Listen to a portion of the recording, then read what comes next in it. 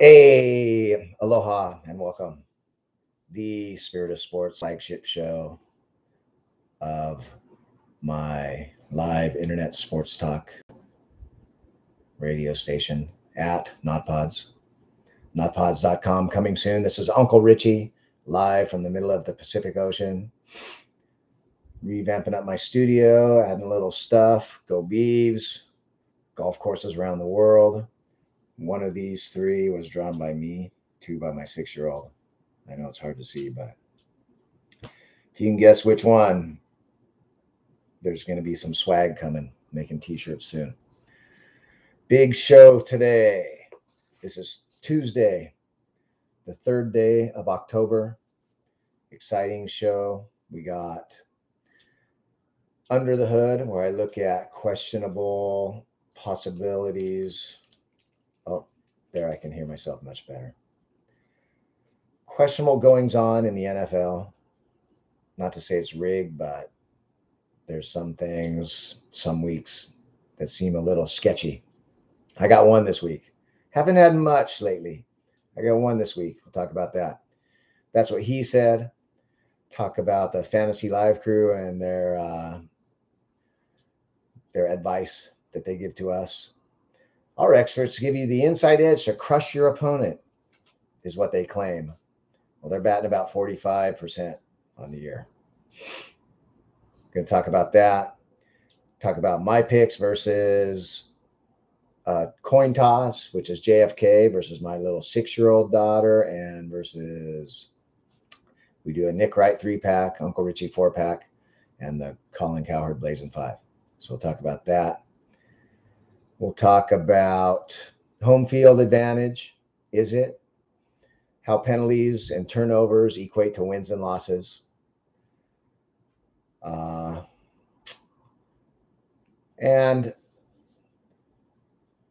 we're going to talk about why it's true that Arthur Smith truly hates fantasy football.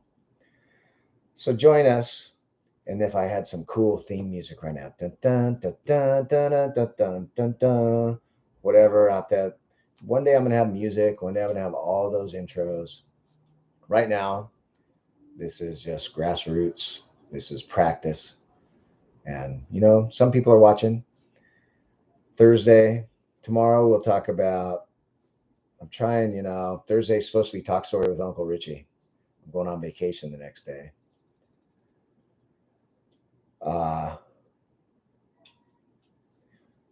Yeah, I just got a text from Moose. Maybe we should just buy Emmy a ticket. What's another $100? Yeah. So we got fantasy studs and duds today. And let's get into it. My first segment, Under the Hood, also known as That's Peculiar. These are the situations where things just don't add up. Usually it's under the hood because when they look at a play for 3, 4, 5 minutes and then change the call in the NFL. I'm going to pound on this every single day. The rule states that it can't be changed without incontrovertible evidence. That means definitely. That means there's no doubt about it. Incontrovertible evidence. You can't look at a play for 5 minutes and then overturn the call. That is not, no doubt. So either change the rule or look up the definition, incontrovertible evidence. We haven't had any too much this week to speak of. I got an issue this week though. I'm going to talk about not my boy, having a couple of fantasies, but it's beyond that. Patrick Mahomes. Usually he throws a pick, he's fired up, he's pissed, he's off to the sidelines throwing his helmet. Usually he slings the ball with velocity and accuracy. I saw him throw 2 interceptions, limp wristing, just right into guys' hands. A third one was dropped, which had a little more mustard on it.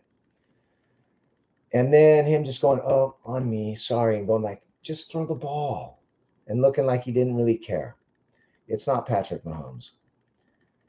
And I'm going to tell you right now, depending what sports book you look at, 80 to 93% of the money was on the Chiefs at -9.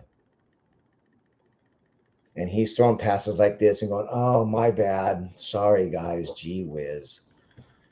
Sliding down at the end, that was a smart move because teams have scored, gotten an onside kick, and scored again. That was proven just last year. I forget what game. And the officials, Sauce Gardner did hold. And there was 2 flags that were pretty egregious. They were against the Chiefs. But there was something off about Patrick Mahomes. And I'm not saying, you can't pay a guy off like that. Sometimes I just wonder. We'll get into that later. Like maybe they say, we know where your kid goes to school. Enough about that. That'll be down the road. But Patrick Mahomes didn't look right, and his attitude didn't look right, and something was super shady about that. So that's my isn't that peculiar moment of the week. I'm sure there's going to be lots more. Oh, we got the panic room filling up too. Incontrovertible evidence, NFL. Look it up. You cannot, it should be a 30-second to 1 minute max that you can look at a play. You can't be under that hood for 3 minutes and tell me that you found something that's beyond a shadow of the doubt. Because we all see it. Change the rule. Change the rule or go by the letter of the law. I mean, you might be fooling a lot of people. You're not fooling me. And I'm here. I'm here for a while, forever, as long as I can. Moving on. That's what he said. These are the moments. This is a segment where I take, first of all, I do my picks each week. And I do them against my little girl, Emalani. I just tell her the teams in no particular order. And I do it versus JFK, which is a 50-cent piece that I toss the coin. So this week, JFK went 7-9, 3-12-1 against the spread. He's right around JFK's just under 500 on the year. Against the spread, well under 500. I went straight up 12-4. Little tougher week against the spread, 8-7-1. Emalani went 7-9. So I'm doing great. I'm well over 500, probably batting around 750 straight up. I was doing great against the spread. I'll do the totals after week 5 or so. Emalani, well under 500. So it does take, it takes a little brains. It does help to know what you're doing. I always wondered if you just tossed a coin every week. So we're going to find out this week. Just under 500. This is straight up. Not so great against the spread. Always had wondered that. Then we go with the Nick Wright 3-pack. He does his pick 3. I do my Uncle Richie's 4-pack every week, and Colin Cowherd does his Blazing 5. Nick Wright went 1-2. He's 4-8 on the year. Not great.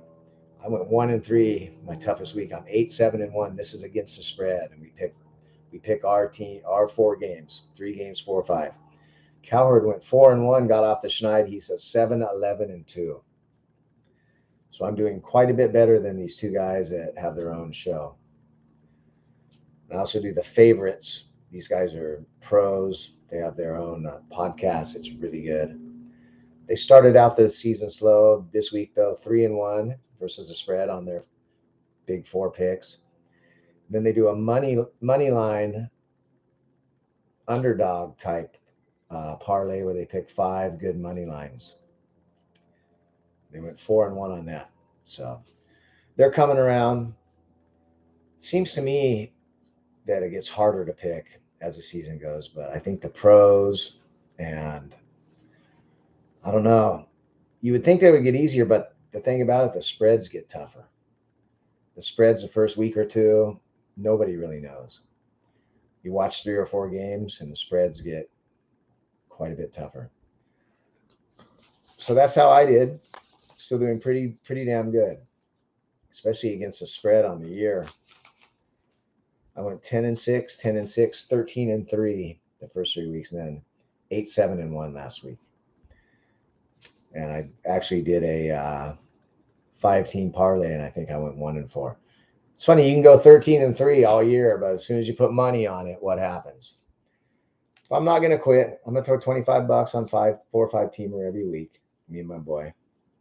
See what happens. Moving on, that's what he said. Fantasy Football Live crew. I picked them out. Just, I watch it. I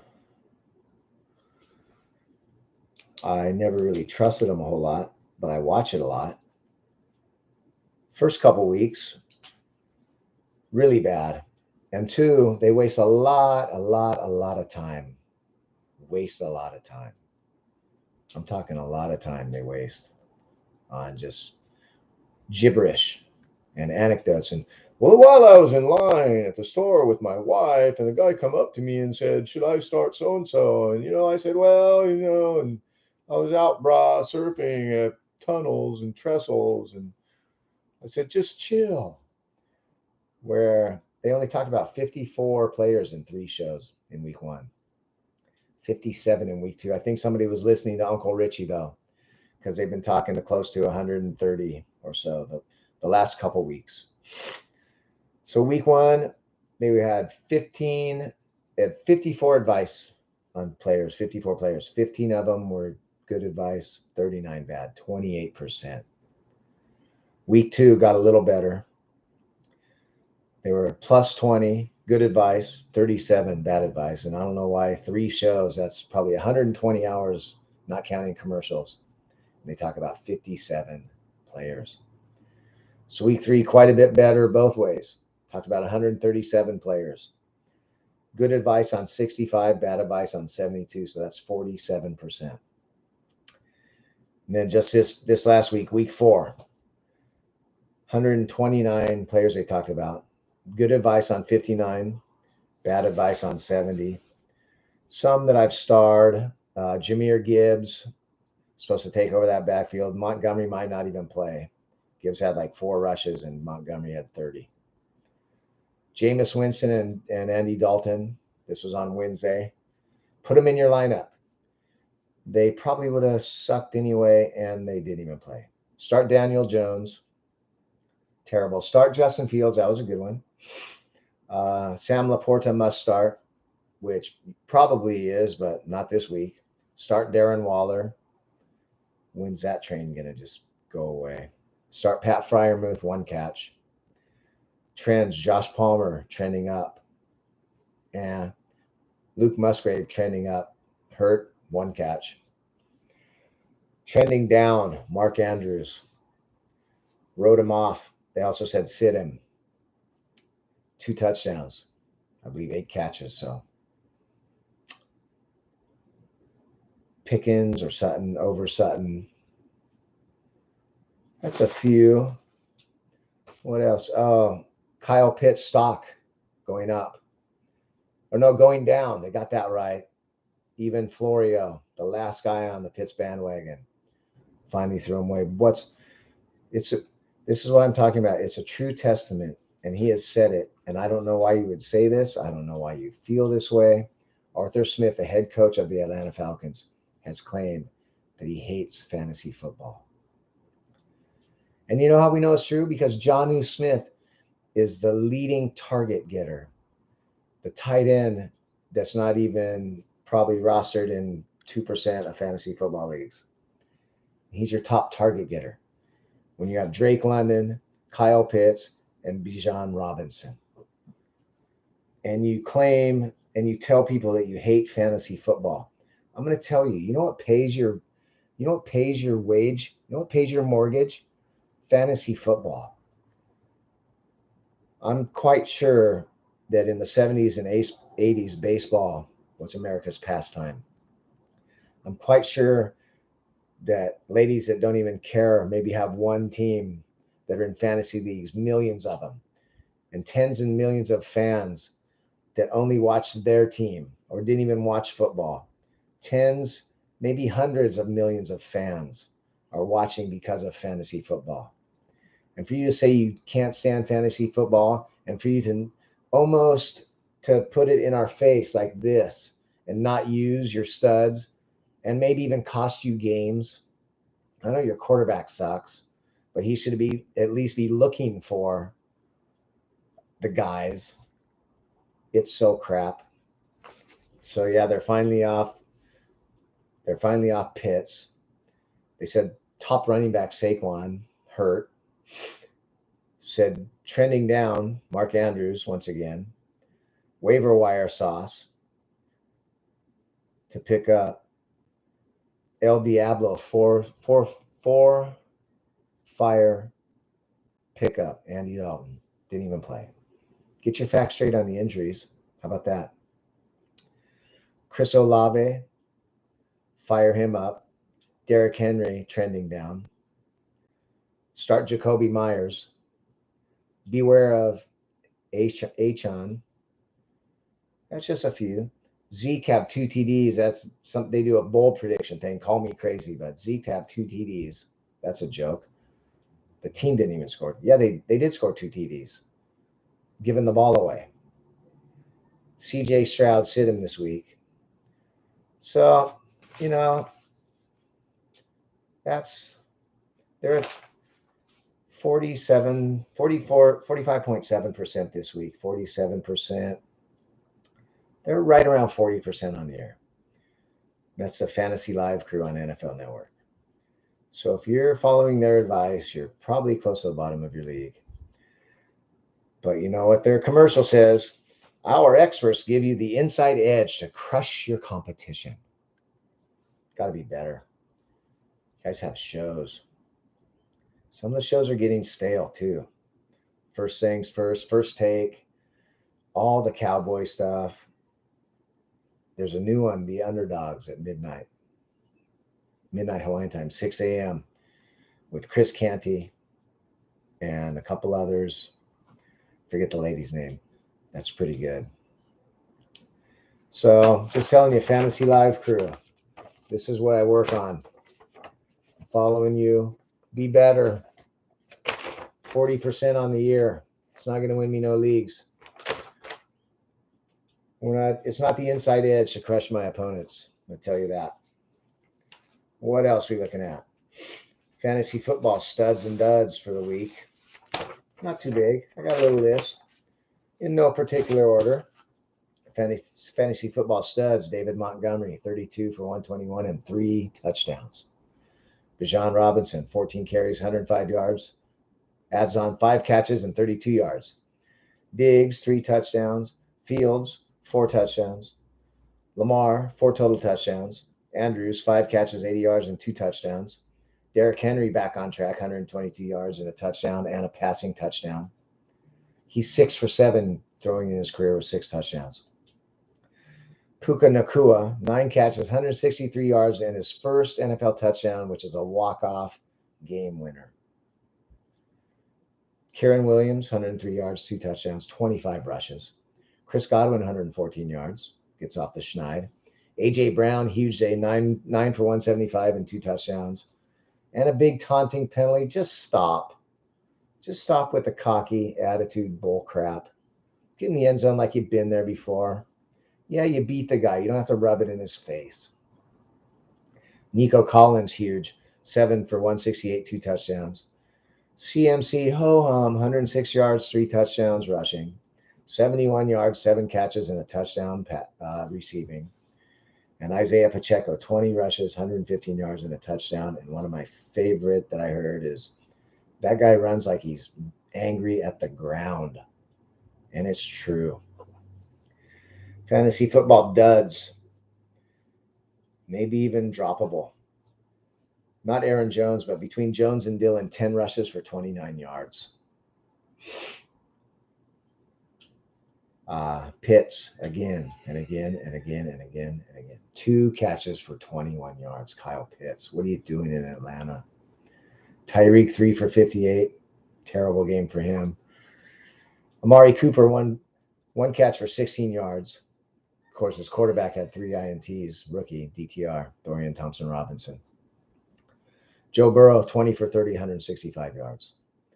Michael Pittman, 1 catch, 15 yards.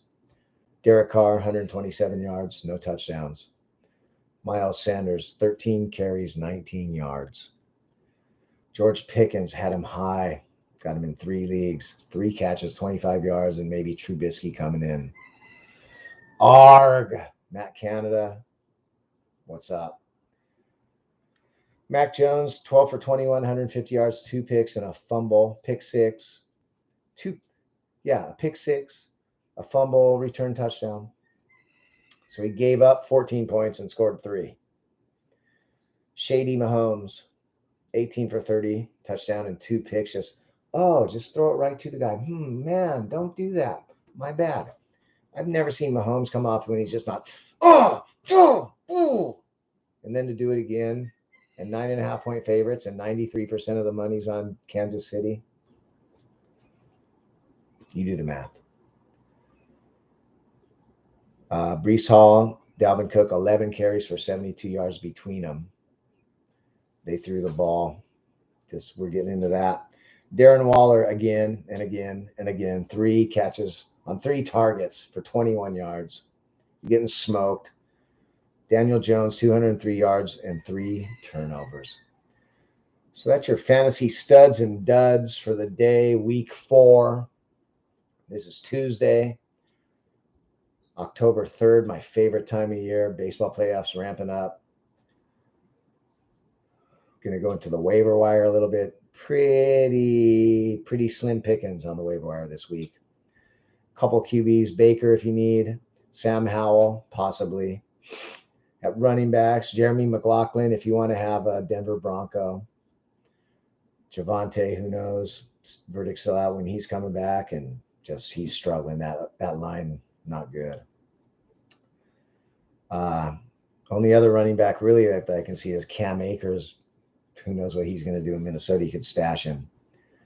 Few wide receivers, Josh Reynolds, Detroit, possibly Braxton Berrios.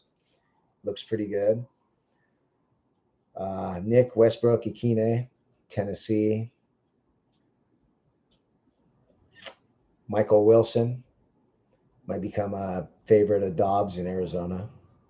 Some tight ends, Jonnu Smith, as I said, leading Tennessee in targets.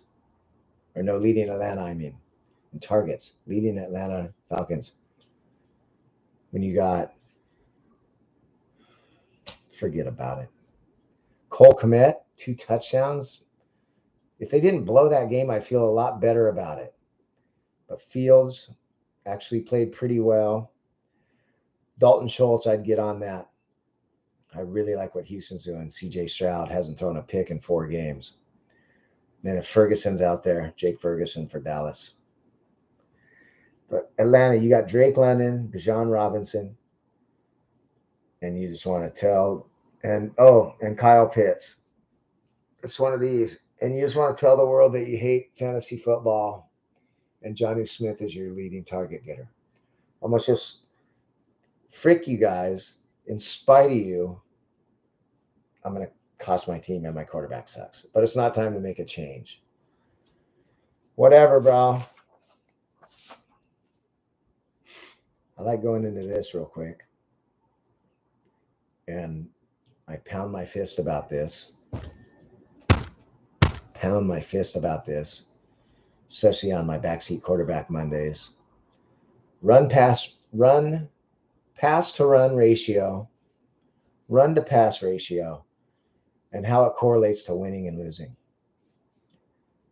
Week 4, the winning teams ran the ball 52% of the time and passed the ball 48%. The winning teams. There was only 3 teams that won that this was a little off. Denver threw the ball 28 times and ran it 19. Philly threw it 37, ran 27. And Dallas threw it 36 times and ran it 30, which isn't even that off. All the rest, let's see, 1, 2, 3, 4, 5 teams ran the ball significantly more than they threw. You run the ball, you control the clock, you keep your defense off the field, you keep their offense off the field, you win the game. I don't understand. These guys make $10 million a year. Losing teams threw the ball this week 61% of the time. Ran the ball 39%. Only one was it skewed. Indy threw the ball 25, ran the ball 31 times, and they went to overtime. They just couldn't stop LA. They only gave up 23 points in regulation. Other than that, 36-11 was Green Bay. 30-15 was Tennessee. Cincinnati. New Orleans 39-18. You got Kamara back. You threw the ball 39 times and ran it 18. Washington threw it 41 and ran it 25. These are just some egregious. Arizona, Josh Dobbs 41 times. You have Connor and you run it 25. So, the Jets, Zach Wilson threw the ball 39 times. You got Breece Hall and Dalvin Cook. They ran the ball 15 times, and those guys only got 11 carries. It baffles me, people. It's just another things that make you go, I just throw the number $10 million because it's something like that. With all your coaching staff, it's guaranteed that. That's what the head coaches make. $10 million a year, and you guys can't figure this crap out. You run the ball, you control the clock, you rest your defense, you keep their offense off the field, you wear down their defense, you win the game. You drop back to pass on first down when you've just been running the ball and you get sacked, fumble, and lose the game. 4th and inches in shotgun, you get your quarterback hurt, you lose the season. 4th and inches out of the shotgun, run it up the gut, you lose the game. 4th and inches, get on the ball, say set hut. Do a whole game. Another thing I pound my fist. Get on the ball, say set hut. Offensive linemen, fingers in the ground, 3-point sprinter's stance. They know as soon it's like the gun. It's the blocking sled. It's the John Madden scheme. You can call it the bowling ball, sledgehammer, whatever you want to call it. On the ball, and you have receivers wide, and they're running routes, they're running slants, they're running outs. So you can't just fill in the box. You have 4 receivers. Hell, on 4th and inches, if you want to sneak it, do 5 receivers, 3 wide and 2 wide and 1 running back, and then sneak it. When you put all 11 guys in there, it goes against everything. I just don't understand. It's freaking irritating. You want to know what else? What else we got? Penalties. Apparently, penalties don't really kill you. But you know what does kill you? Turnovers. Less penalties last week. Teams were 5, 7, and 4. So you can have more penalties. Can win the game. Less turnovers. 10, 2, and 4. On the season, 29, 10, and 9. So pretty much 40 out of 50 teams that win the turnover battle or tie. 80% win. Penalties, it's more like 40%. Penalties not as big deal. I thought penalties would correlate a lot more. Turnovers are everything.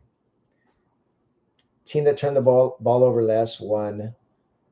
Turn the ball over less or the equal amount won 14 of 16 games. If you turn the ball over more than the other team, you're going to lose. Value the ball, run the clock. That's how you win in the NFL. I don't understand. They got guys like, let me check this real quick. Let me see who was throwing the ball a lot.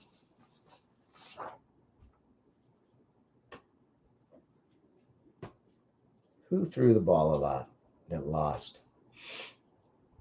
Your rookie quarterback, DTR, 36 throws, only 23 runs. I know their backfield is a little bit shaken up, but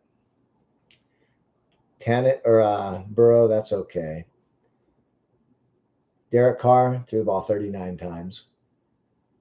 Inefficiently. They didn't score a touchdown. Wee Man, 32 passes. That's my new nickname for Bryce Young because that guy gets ragdolled around and he's not going to make it through a season. And you look at CJ Stroud and you look at how many GMs, how many owners are going, why did I hire that GM guy? It's the Mitch Trubisky. You know, Mahomes, we didn't know Mahomes was going to be great, but I mean, he was there. Deshaun Watson is there. Oh, no, we like this guy that played 11 games in North Carolina because I want to just do something different and be, make a name for myself because I picked that guy. It doesn't work out, people. Another $10 million $10 million a year to not figure shit out. Baffles me. Zach Wilson threw it 39 times. Breece Hall ran it 8. Stuff like that. Daniel Jones, 34 passes. Pick the right guy. They're just looking at CJ Stroud, 4 games without a pick, averaging 300 yards. 8, 9 touchdowns. Averaging 280 yards, 0 interceptions. Stands tall in the pocket. Can take a hit. Carolina's looking at him and going, we're 0-4, and our quarterback gets ragdolled. And he's Wee Man. It was funny. There was that press conference, and the guy's setting up the mic goes, okay, will this be okay? The mic's right here. That looks funny. Here's the mic. Is this okay? It won't block now. I'm 5'9". Okay, good. And then he steps right up, and he's just like 5'9". Bryce Young is just going, just shame look on his face. Because the guy's like, oh, sorry. I'm 5'9". Right here. Is the mic okay? It won't block his face? Okay, here he comes. I'm 5'9" too. Thanks a lot, George. Oh, man. Just scratch your head. Arthur Smith hates freaking fantasy football. Last thing. Incontrovertible evidence, by the way, NFL, look it up.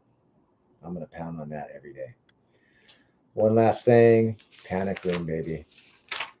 Panic room's filling up. It's like The Purge, I think is the movie, where one night of the year or every 10 years and the cops just go away and the hoodlums come out and it's, no holds barred, rape and pillage, and the weak and the normal have to get into the panic room and lock themselves in. Just for one night, one day, 1 week. Well, week 5, panic room in the NFL. We're going to go through the whole league. But I got 1, 2, 3, 4, 5, 6, 8 teams in the panic room for week 5.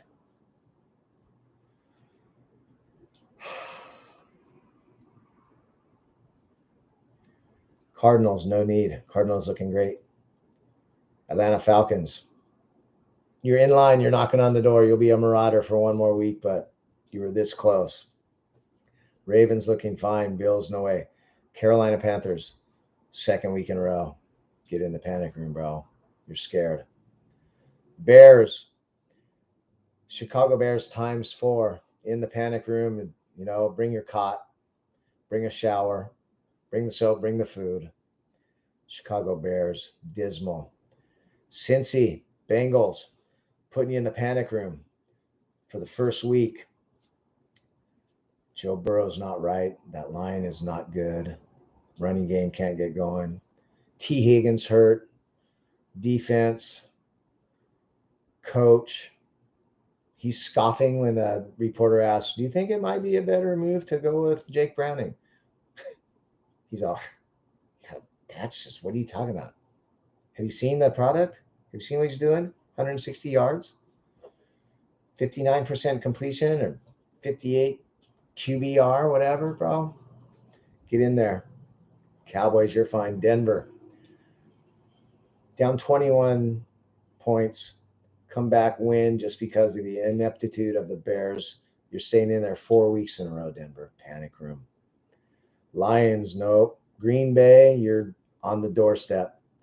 Texans, better than anyone thought. Colts, better than anyone thought. Jacksonville, you're out. I put you in last week. Just get a win. That's all you needed. Chargers, should be 0-4. Could be 4-0. Could be 0-4. More towards could be 0-4. But I'm keeping you out. You got the win. Rams, got the win. Dolphins, not panic room, but pretty ugly. Minnesota got the win. You're out. New England Patriots. Did I forget the New England Patriots? Oh my God. 9 teams. New England Patriots. First week in the panic room. Worst loss in Bill Belichick's career. And by the way, Bill, you're a lot cooler when you say next question, or I just thought that's what it was, when you're good. Looks petty. It looks like, you know what? No, Bill, answer the question. You can ask the tough questions when they suck. The guy's not near as scary when he sucks. Get up there and answer the question. I just thought was he going to start? It was just a good time to take. What do you think he's going to start? It was just a good time. No. Is he going to start next week or not, Bill? Coach Bill? Coach Hot Seat? Oh, I forgot that one on my backseat quarterback, but about over his shit. Get in there, New England. Saints, 2-2, you're okay. New York Giants, straight to the panic room for week 1. Eagles, you're fine. Jets, I'm letting you out. Nope, Jets stay. It was close. You got to stay. Can't drop that.